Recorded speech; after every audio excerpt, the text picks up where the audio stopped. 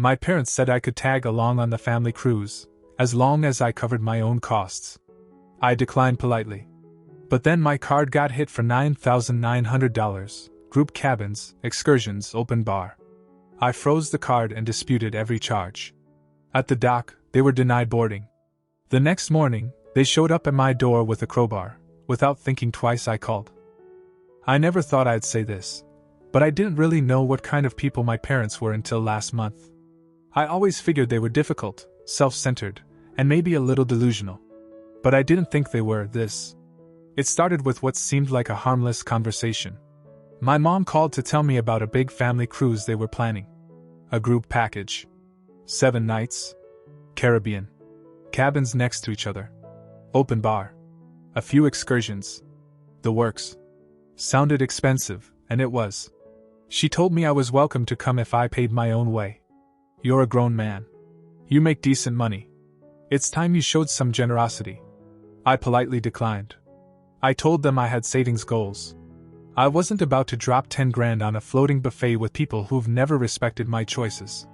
They've always looked down on me because I don't throw cash around like confetti. I live below my means.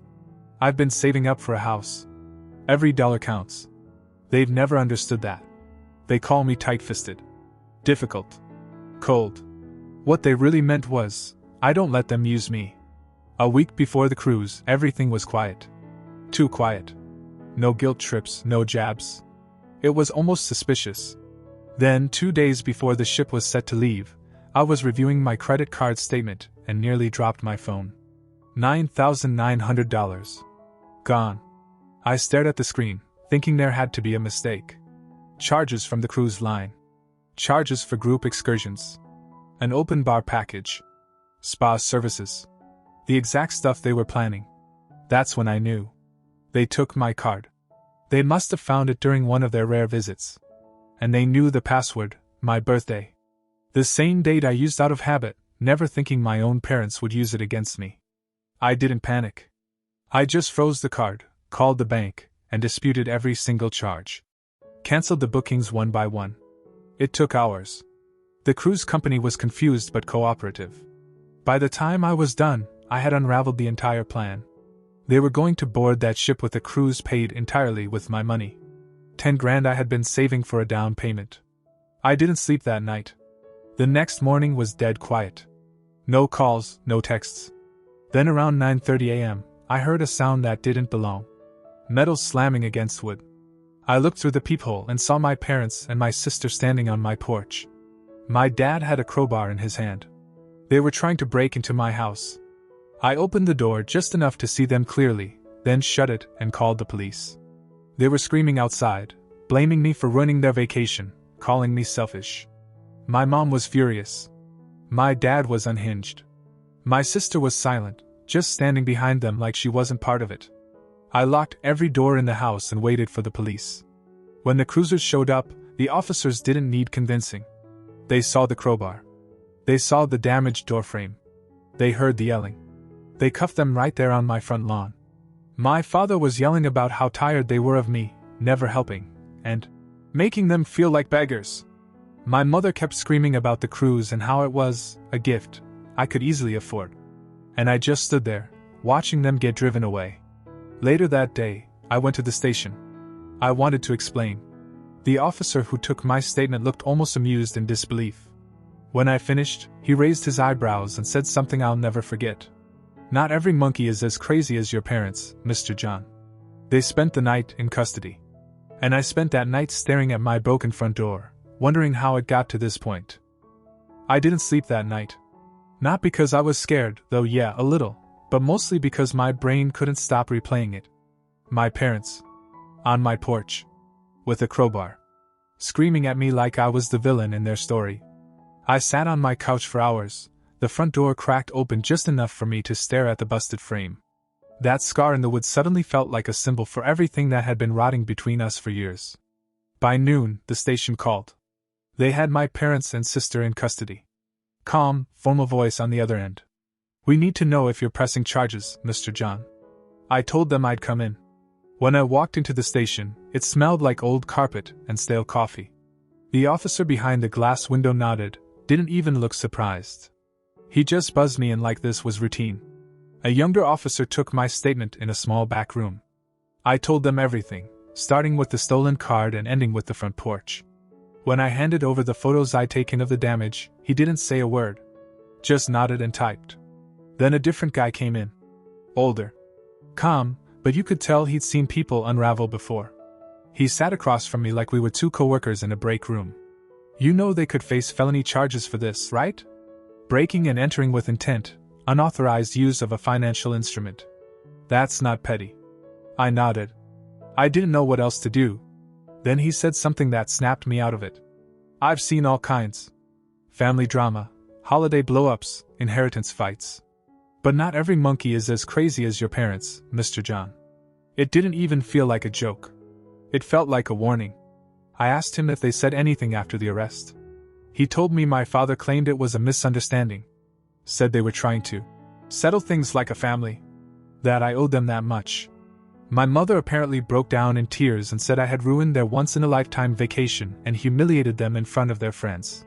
My sister told them they thought I wasn't home and just wanted to leave a message with a crowbar. I sat there for a long time before saying anything. I told him I didn't want to press charges. Not yet. I needed time. He nodded slowly. They'll stay overnight. You've got until morning to decide. And they did. They spent the night in holding. Real cells, not the kind with comfy chairs and vending machines. I didn't check in on them. I didn't want to see them. By the next morning, the station called again. They could release them, but only with my sign-off. I gave it. I told them I'd handle it. They came back in a taxi. No apology. No texts. Just 3 people walking into their house like nothing had happened. Like this was normal. I didn't reach out. I focused on repairing my front door. Cost me $800. Not a word from them about covering it. Then, 5 days after the whole thing exploded, I got a message from my sister. Hey. Mom and Dad want to talk. Just us. Come by for dinner? I hesitated. But her husband was going to be there, and unlike the rest of them, he never treated me like a second-class citizen. Honestly, he was the only reason I ever showed up for holidays anymore. So I said yes. I figured they wanted to smooth things over. Maybe say something close to sorry. Or at least pretend like they regretted anything. But nothing, and I mean nothing, could have prepared me for who else showed up that night. Walking up to their door, I felt a strange calm. Not peace, just clarity. Like I was walking into a courtroom rather than a family dinner. I'd already made up my mind that I wasn't going to yell. I wasn't going to explain myself. I was going to listen. Let them talk. Let them show me who they really were, if there was any doubt left. My sister opened the door like she'd been waiting by it. She didn't smile. Just stepped aside to let me in. Mark, her husband, was already seated at the dining table, trying to look casual but clearly uncomfortable. I gave him a small nod. He nodded back. The table was set like it was Thanksgiving. My mother still believed in appearances. Chicken, mashed potatoes, some undercooked rolls. 3 wine glasses already filled. She wanted this to look like a family moment, even if there was a courtroom's worth of resentment buzzing in the air. We all sat down. No small talk. My dad started it. He leaned forward, arms crossed. This can't go on, John. We need to talk about what's happened to you. My mother jumped in like she'd been holding it in for weeks. We've supported you your whole life. You used to be sweet. Caring. Now you treat us like strangers.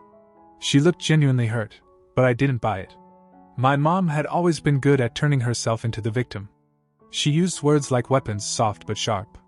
Then my dad said it out loud. You could have let us have this one thing. Just one vacation. You had the money.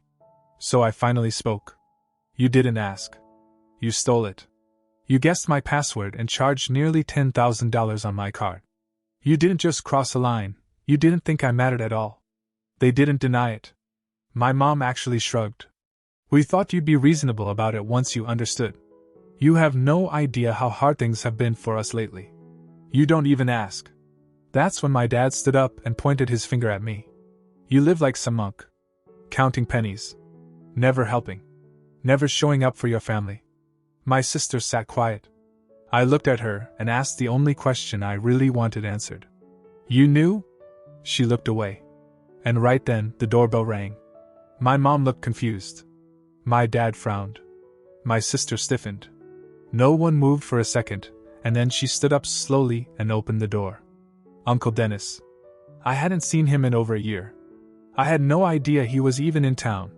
He stepped in like he already knew what was going on, like someone had given him a preview. He looked at everyone, then at me. You all right? I nodded. He pulled out a chair and sat down like it was his table. Looked at my parents. So, you tried to rob your own son and got mad because he stopped you? No one said a word. He turned to my dad. You know how messed up this is, right? I've done some wild things in my day, but I never tried to crowbar my way into my kid's house because he didn't buy me drinks on a boat. My dad opened his mouth, but Dennis cut him off. You got caught. That's why you're mad. And instead of apologizing, you're throwing a pity party and calling it dinner.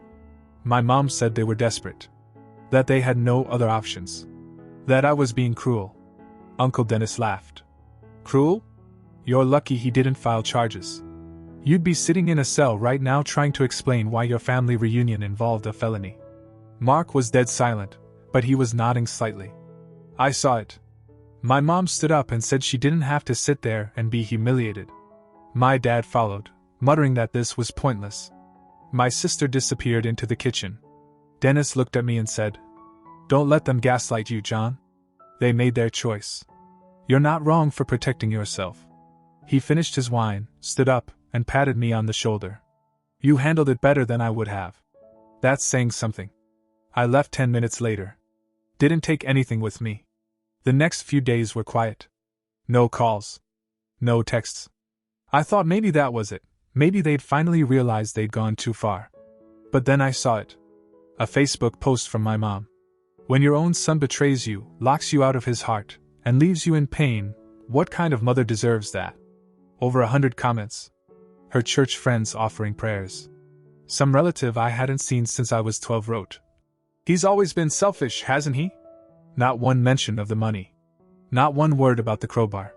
Just a carefully crafted fantasy where she was the broken-hearted victim and I was some cruel, heartless miser. And I knew then, we weren't even close to done. I stopped expecting apologies a long time ago. But there was still a part of me, some quiet corner of my brain, that thought maybe, just maybe, they'd have the decency to stop publicly dragging my name through the mud. They didn't. After the dinner with Uncle Dennis, I thought they'd retreat. Lick their wounds. Take the hint that this wasn't something they could just spin their way out of. Instead, they escalated. First, it was a single Facebook post from my mom. A long, self-pitying monologue about how sometimes the people you raise grow up to have cold hearts. And how parents give everything, only to be cast aside like garbage. She didn't tag me. Of course not. That would have made it too easy to call her out. But everyone in her circle knew who she was talking about. They always do. It wasn't subtle. The comments were filled with phrases like, You did your best, Mary. Some kids just lose their way. Praying for your family. Then my dad joined in. He posted a photo of him staring off into the distance with the caption, Raised a boy to be a man. Got a calculator in return. I laughed when I saw it, but it wasn't a real laugh. It was the kind that slips out when you're trying to swallow down fury. They were turning me into a villain in real time. And the worst part? Some people believed them. Then came the birthday. I didn't even know it was coming up until my cousin Sarah messaged me. Hey, you okay? Surprised you're not coming to your dad's party this weekend. I sat with the message for a few minutes, then checked social media. That's how I found out they were throwing a backyard bash for him. The kind of thing that costs money. Money they didn't have 2 weeks ago when they were charging thousands on my card behind my back. There were photos. Lots of them. My dad at the grill. My mom smiling in front of a banner that said, Happy birthday to the rock of this family. My sister posing with Mark like they hadn't been in the same room when a crowbar came down on my front door. Then came the toast video. My mom holding a glass of wine. Even in storms, we stay strong. Some people may abandon you, but we stand tall, because we have love. Applause. Fake tears. More comments about how family is everything. I sat in my kitchen with my phone face down on the table and tried to decide what felt worse: the fact that they actually believed their own lie, or the fact that they were winning sympathy while I was sitting here fixing the damage they left behind. They never paid for the repairs. Not a cent. Not the door. Not the fees from my credit card company. Not even the locksmith I had to call to redo all the locks after the incident. And if I had been gone that morning? If I hadn't heard them at the door? What would they have done? What exactly did they think they were entitled to? I didn't have answers, but I was done sitting in that gray space between forgiveness and stupidity. I couldn't reason with people who built a fantasy in their heads and then punished me for not playing along. I'd kept the receipts, the emails, the police report, the screenshots of every post. And more importantly, I still had a paper trail of the fraud investigation from my bank. So I made an appointment. Walked into a lawyer's office with a folder full of evidence and a stomach full of fire. I told him the whole story, from the cruise to the crowbar to the smear campaign. He didn't flinch. He didn't say it was dramatic or messy. He just listened. When I was done, he looked over the paperwork again, then leaned back and said something simple. They cost you 10 grand, emotional distress, and tried to break into your home. This isn't just a family issue anymore. This is civil, and maybe even criminal. If you want to pursue compensation, we can go after them for real. I didn't decide right then. But something shifted in that office. The kind of clarity you don't come back from. They thought they didn't have to give the money back. That they twisted the story well enough to avoid consequences. That I'd do what I always did: stay quiet, keep the peace, walk away. They were wrong. I wasn't done yet.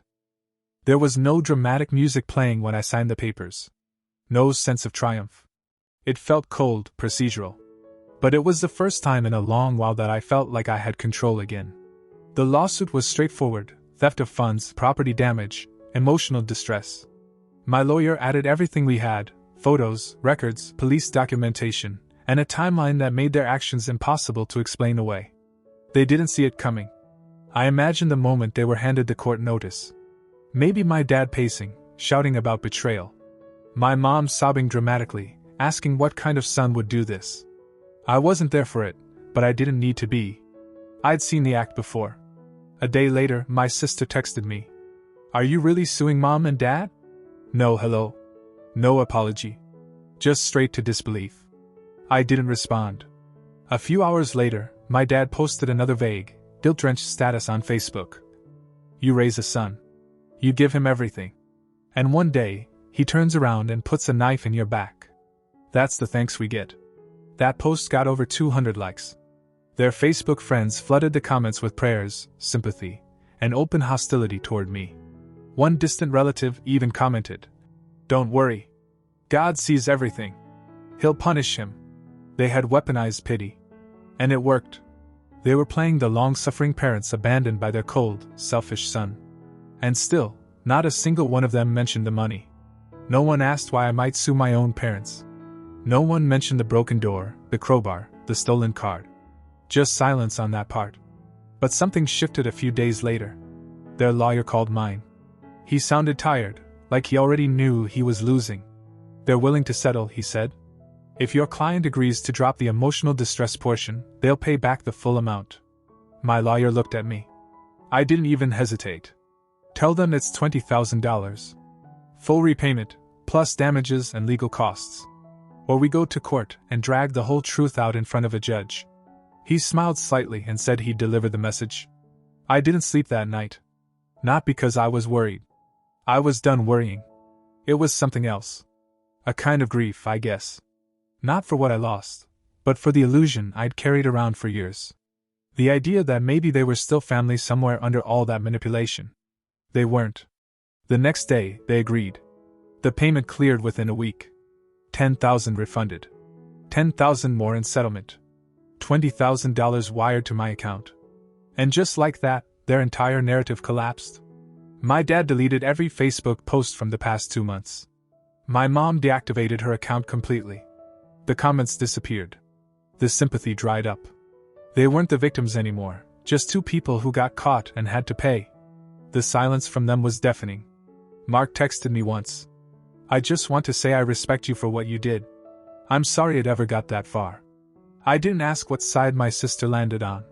I didn't want to know. A few days later, I got the last communication I'll probably ever receive from my parents. An email. 2 short lines. Hope you're happy now. Don't ever contact us again. No signature. No names. Just that. I stared at it for a few minutes. Then archived it. I never replied. They'd been cutting me off for years in every way that mattered. Now I was just finishing the job. They used to say that blood is thicker than water. But blood can stain too.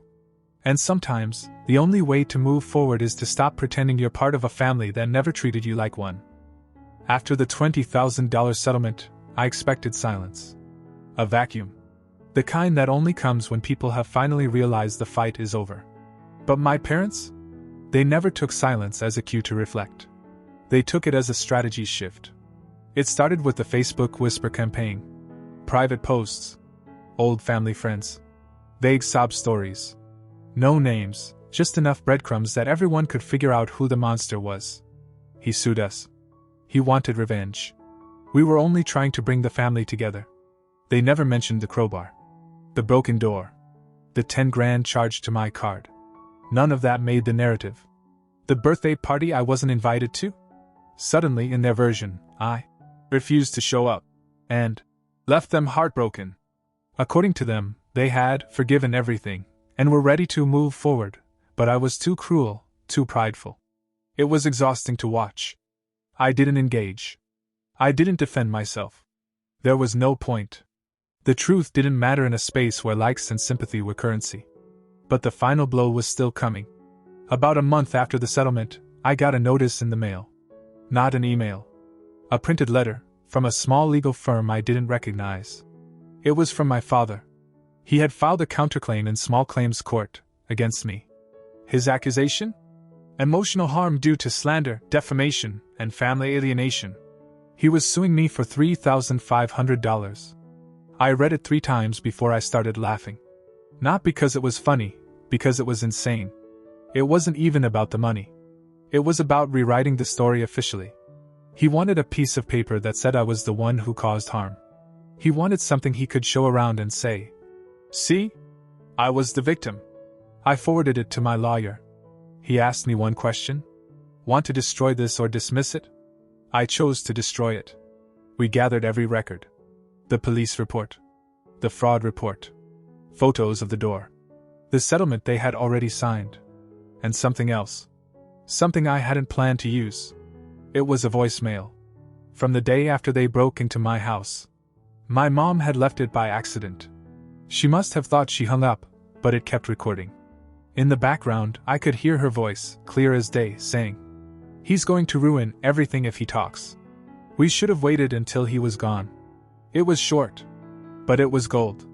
When we walked into court, they were shocked to see me with an attorney. My dad wore a smug expression until we played the voicemail. He turned red, then white, then completely silent. The judge didn't even let it drag on. Case dismissed. His claim was denied on the spot. My lawyer asked for sanctions. The judge granted it. My dad now owed me $750 for wasting the court's time. That's how it ended. Not with a fight. Not with a dramatic apology. But with a debt, a humiliated man in a wrinkled polo shirt, and the last shreds of his pride being taken apart in a courtroom by his own words. After that, it all stopped.